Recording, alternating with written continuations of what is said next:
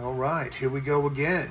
Part 2 on this contentious topic of how the second Hermetic principle, coming in behind the primacy of consciousness, the first Hermetic principle,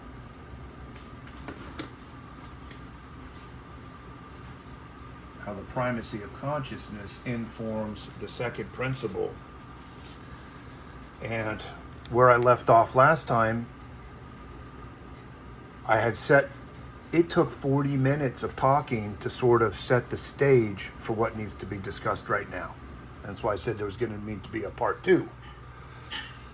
I'll give you the German 3, and then I'll call that the German 2. So I had drawn an Ouroboros. Here, this is Ouroboros, but done in a different way, illustrated differently, but the same meaning as what my Ouroboros illustration was, where I was showing a cycle within the all-mind, within primary consciousness exists repeating patterns. And these are viewed by us as sine waves that can be drawn as cycles. They're also sine waves.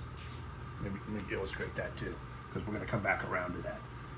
Sine waves of awareness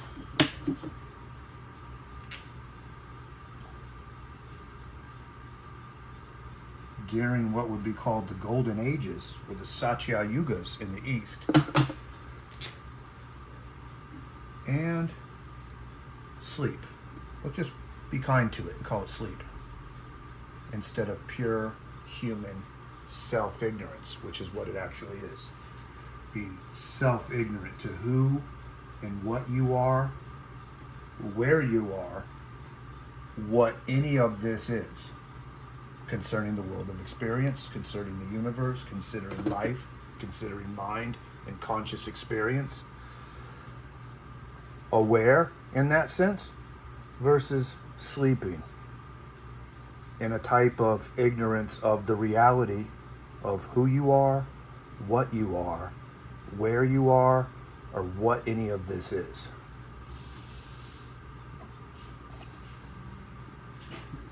So, moving forward, let me see how I want to pick this up here. I was heading in the right direction. So, the Ouroboros cycle I'm going to get into, then we'll get into what I've got written here. I'm going to start explaining. Right here I've got a cycle between dissociation of mind at large, of the all-mind, the Kabbalion, mind at large in philosophy, the one or the whole in Donald Hoffman's cognitive science, and street name God, for those who've grown up in spirituality and religion. Brahman, for those in the East. It's all the same. All those symbols point to the same understanding. So that's a tough pill for some people to swallow too.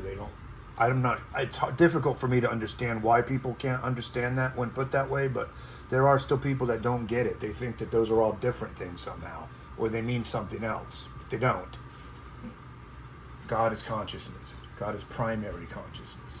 That's just what it is. And so is mind at large, so is Brahman, so the individual gods that have names from ethnic names from different cultures. And when you put it to philosophy of mind, it comes out as mind at large, or core subjectivity.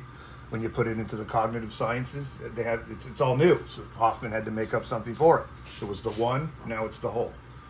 It's the first Hermetic principle is what it is, of all mind. Within this all mind, that we can establish that there is patterns of dissociation and reassociation. I had mapped that out, and I'm going to get back into the map. So, what I really want to target here is, as I was walking through, I was saying, due to the principle of correspondence, whatever we can see that exists as the finite only exists as contained within the infinite. That's just there's no way around this. So from there we can then expand, and I did. About okay, well, what else do we see? Life, intelligence. We see all these things on the lowercase form, in the world of experience, in the finite world, in the world of personal mind experience. Well, the things that are in the personal mind, time perspectives, can only exist as an extension of the eternal, of the infinite, of the omni, of the non-local. Things that appear to be local, we know already, and even in physical science, that local realism is false. That reality is physical objects in space, that this appears to be local, and go around it and stuff. I'm not going around anything. There's a holistic reality as I'm doing this. There is this, what looks like a boundary or a border here is just perception. The reality is holistic. The whole, the one, the infinite, the eternal. Everything involved in the time perspective is a holistic reality interacting with itself from a certain perspective. And the perspective is that of individuated objects and individual people and individual races and individual sexes and all this individual. But the mystical realization is to see beyond all this. It's not wrong to call it illusion because it's illusory. It's holistic. It doesn't look like it, so it's illusory. Anything that doesn't look to you as holistic within this necessary holistic reality is an illusion of perception. It's just the way that it is. It's the way that nature's mind works, and it needs to work that way. I made that point as well. Self-interaction is the purpose. There's a function here. We're going to get into the meaning of life as life's function, which are little nodes or experiential centers of awareness. And they're all interconnected. You know? That's where this is headed. Within this grand scheme is happening, and we can look at it cyclical or in the sine wave, dissociation and reassociation. And I'm going to go ahead and cite Rupert Spira. I mean, it was synchronistic. Between the last video and now, just yesterday, Arlindo from the Experiential Realism channel had sent me something from Rupert Spira that was consistent with all of this, these points that are being made here. And I was okay, yeah. He's like, yeah, this supports it. I was trying to peer review some of this stuff with some others that get the East-West combined outlook, that know both, like I do. And that's what came from it. So, and Rupert Spira is pretty well understood that way as well. And, well, very, when I say pretty well, it's very, very understood that. Let me not downplay that. So, a ton of respect involved in it. So, I had a second video came up, just popped up into my, feed and it was again, Rupert Spira talking on the same thing. What he was talking about is being itself. And he was saying that being itself is a constant. Let's say that primary consciousness is is being, because this is not. I'll put a J instead of an I. Okay, let me just isolate this. Primary consciousness is being itself. And being is never not. This was the point Rupert Spira was making. Being is a constant. There's always being. In the capital B sense. It's just like there's always primary consciousness in the capital C sense. Being is associated with all this. So, and that's what I'd gone through in the last video. I'd gone a whole, life, capital L life. There's always that's eternal life, capital L life. This is eternal being. That's eternal consciousness. That's eternal awareness. It's eternal. It's the eternity aspect. And what appears to be time is a mirror or an extension. It's along this vibratory scale.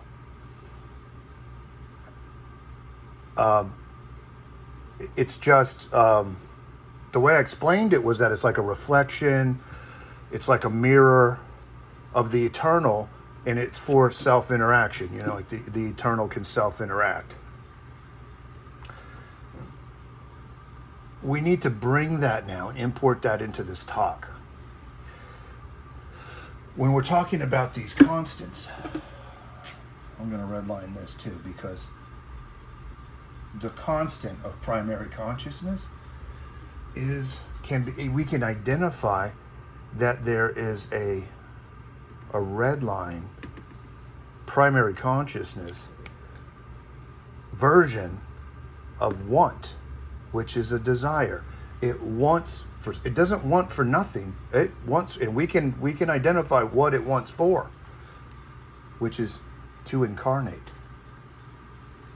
Joseph Campbell once said, that the Christ myth and the Buddha myth are two ways of trying to express the very same mythological, mystical insight through two different cultures, one Eastern and one Western. If you look down the middle, it's possible to understand that the message there to be understood in each case is the zeal of eternity for incarnation into time, which involves the breaking up of the one into the many. And with that, the acceptance of all of the suffering that takes place in the process of the one having to experience itself as many. Suffering comes from the perspective of personal mind at the end of the day, the very bottom, which is ego, lowercase ego.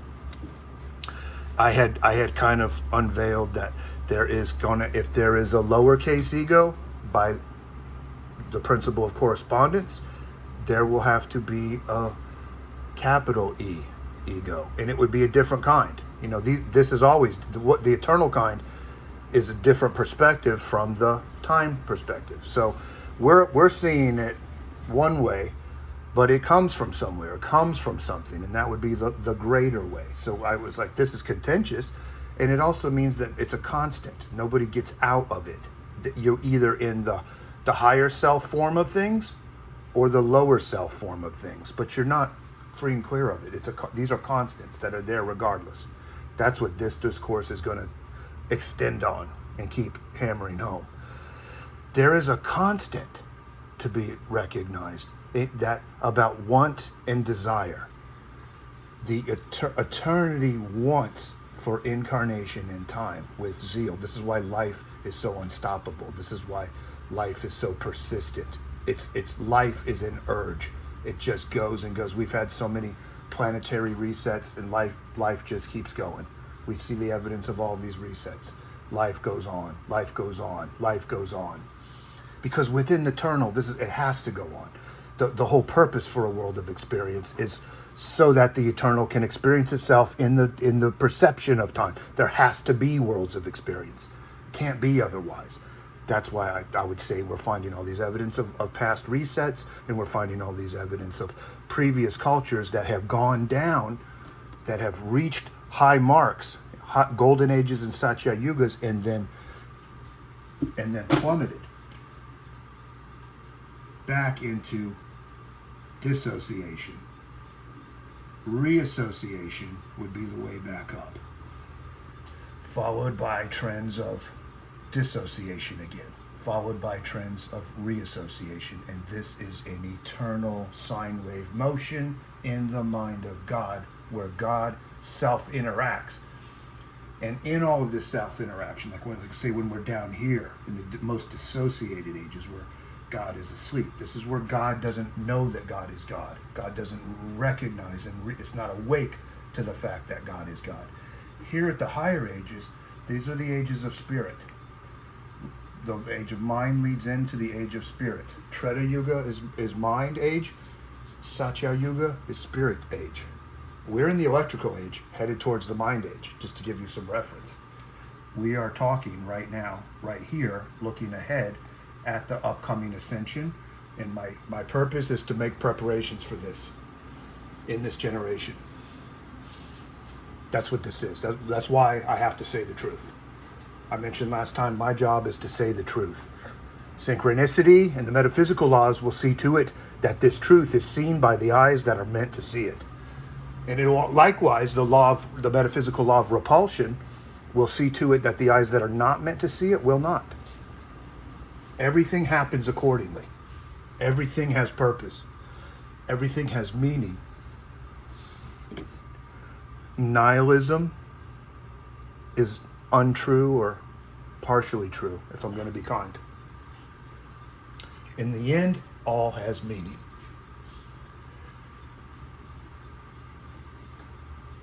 There is a constant to be understood within this purposeful, mental existence that's cyclical and sine wave-like.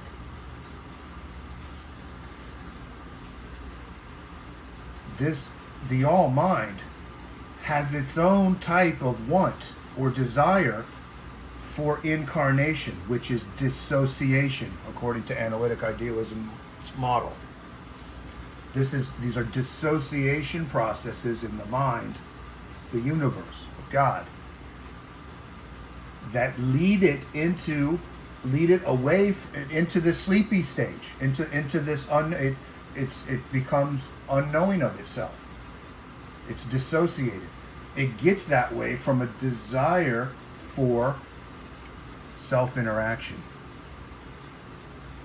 so that it's not completely lonely, so that there's stuff going on, things happening, something is taking place. All interaction is self-interaction of the one. This is what creates the ability for there to be such a thing as perceptual boundaries in self-interaction between perceived, boundaried entities. Put it that way. And it's a desire, it's a want at capital level want and desire.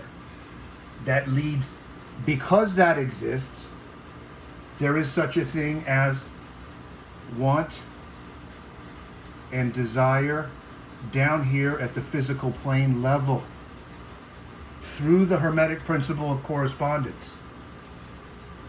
This is a correspondence issue. What appears here reverberates at all levels of possible perceptual scale, because all scale is perceived. Reality is whole, and when we're seeing in terms of scale, we're seeing a half-truth of the holistic reality. But it's okay, because it's meant to be like that. The non-local mind wants it that way very much. It has a lot of want and desire for it to be that way. This is what we consider reincarnation.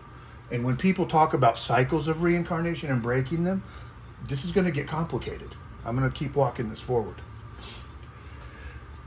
This is why it required those two parts to get into. So there is a want and a desire. So this is only half of the sine wave that we're looking at here. A want and desire towards self-interaction, worlds of experience, a multiverse full of bubble universes, all of this. That there's a want for this within the mind of the all. When we get into things like Eastern mysticism, the focus often changes into things like trying to break the cycle of reincarnation. People start getting look what's happening. They have a want, and the want and desire is still, nobody's gotten away from that. Those who want to break the cycle of reincarnation are still engaged in want and desire. You notice they want it bad. When you talk to people who are of that mindset, they very much want it, and they want to discourse with others, and they want to, oh, you people, you're gonna keep reincarnating me. I'm not gonna come back to this world. I'm not gonna reincarnate. Well, I would have to pinpoint it's a want and desire that they're overlooking in themselves. They somehow they're thinking they've transcended ego or they've gotten past it. They haven't. They're thinking that at no point can anybody ever actually escape want and desire. Is what I'm illustrating here. No point, not a lot, not in what we call physical life, not in what we would call the afterlife. Neither. At no point There is not going to be any point where we can locate an end to want and desire, which is a call back to reassociation, the red line. We can identify it as an urge to rejoin the non-local mind, the holistic reality. It's an urge. So so even that has a purpose, even if the people are mistaken about this, because the truth is, these are for, lessons and learning and stuff inside the mind of God, for crying out loud. What are we going to do? Stop that? To stop that would be to thwart the zeal of eternity for incarnation of time. That's God's zeal. The zeal of eternity is the zeal of God for incarnation in time. That is the mystery of the incarnation again. I've spoke on this before. That's that same thing again. The incarnation is meant to be understood as a mystery, a symbolic mystery, and this is it. And that's why everybody is a Christ. That's why Christ is a plural reference. That's why there were many Christs mentioned in the Bible. Anointed. There's many anointeds. This is what the anointing is. So I'm just trying to clarify this stuff. So we can then see a different kind of, this is ego and this is ego. But this is a call, we could say, from capital E, ego, to embark on a course into lowercase ego, which would be finite-minded ego. And then, finite-minded ego, this starts happening. Buddhists and certain Gnostic sects and stuff start thinking this way. But a lot of them overlooking the fact that they're exercising want and desire to stop reincarnating. They're still contained within the scheme of ego, want, and desire the whole time. Never is that actually transcended. But it's an idea. It's a concept of trying to. And it's, to be kind to it, I could say that this want and desire towards stopping the cycle of reincarnation prematurely, because I got to tell you, somebody who is actually at the point where they don't need the lessons of recycling, they wouldn't have a screaming one. They would just be cool with everything. They wouldn't be like, I'm not ever coming. The fact that people are like poo-pooing the world and mad at the world and I'm not coming back and is evidence that they've not learned the lesson, and they jolly well will return. I hate to say that, but this is the truth. If this is the attitude of the person, guess what? This is somebody who has not done enough shadow work to even consider breaking such a cycle. I mean, put it that way. You're probably the first candidate to reincarnate again. If you're hell-bent on not reincarnating, you would have to completely release all of those wants. You don't want any. You're not lusting after breaking the cycle of reincarnation if you were truly going to not reincarnate. I'm just putting that out there because there's a lot of bad spiritual understanding in the world today. Bad, really poorly understood things, where people just aren't looking deeper. They're not looking further. They're not checking themselves as they're doing it. But to be kind to that tendency, I realized that, yes, it's a want, it's a desire, it's identifiable, and it still is ego. You could call it spiritual ego. But there's still purpose. I mean, I would be off of my own lesson if there were no purpose for it. Because I said everything has purpose. Everything has meaning. Well, what subconscious mind brought back to me from that state of mind was that, yes, it is. This is like a carrot on a stick of want and desire that goes around and around and around. And it's a want for dissociation. And then it's a want again and a desire and an urge towards reassociation with the whole. And this is the cyclical recycling nature of reality as mind, expressed through the first Hermetic Principle, expressed through the second Hermetic Principle, in other words.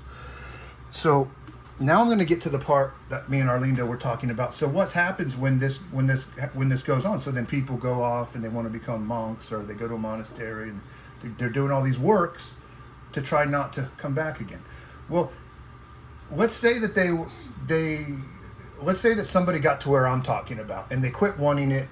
I'm not going to a monastery. I'm not going to do all these works. The works are revealing a shadow of want and desire that's being shadowed and closeted and not understood by the person guilty of doing it. As they're a Buddhist, as they're a Gnostic, as they're a whatever, as they're a spiritual ego. They're being a spiritual ego while they're doing this. Let's say that they got to where I'm talking about and they quit being such a spiritual ego about it and they go, I could care less. It's in God's hands. Whether I come back or not is not up to me. Let's say they got really open-minded about it, because that's much more open-minded than this. So they're not just stewing on it. They're not fearing coming back in the world. They're not desiring nirvana. Do people desire nirvana? Look what's happened. People desire some sort of like rewards in heaven, like jewels in a crown, streets of gold, mansions, many mansions, physical things. This is obviously the ego lusting after things that it conceives of in the afterlife. It's still want and desire. It's still ego. If somebody got past all of that, they wouldn't care about all of that. They wouldn't be lusting after streets of gold. They wouldn't be lusting after special jewels in a crown. Better, I got more jewels than you in heaven. This is the small-mindedness that happens in mainstream religions and the false churches. We can go way past that, though, and conceive of something greater. And be like, yeah, well, you could just say, no, it's all in God's hands. It is what it is. I surrender unto the Lord, in other words. Surrender unto the Buddha's teachings. Surrender unto that of Krishna. However, whatever culture you come from, it would make more sense to get to a point of full surrender and not all this constant want and desire. Even if you did that, talking to Arlindo, this is what we had discussed. Even if that was accomplished, let's say up here, back, you've ended the cycle, what in the world else is going to happen aside from when it gets to that point, it goes right back in again.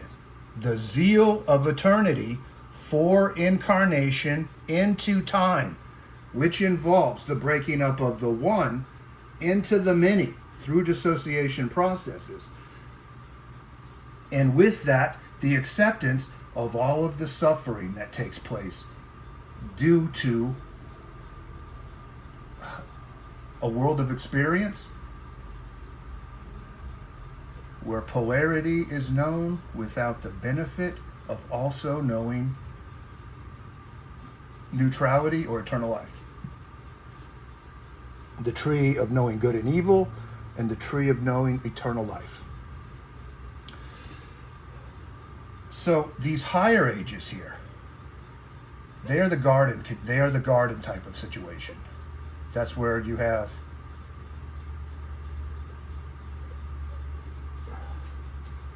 both perspectives available. It is the age of spirit, Satya Yuga.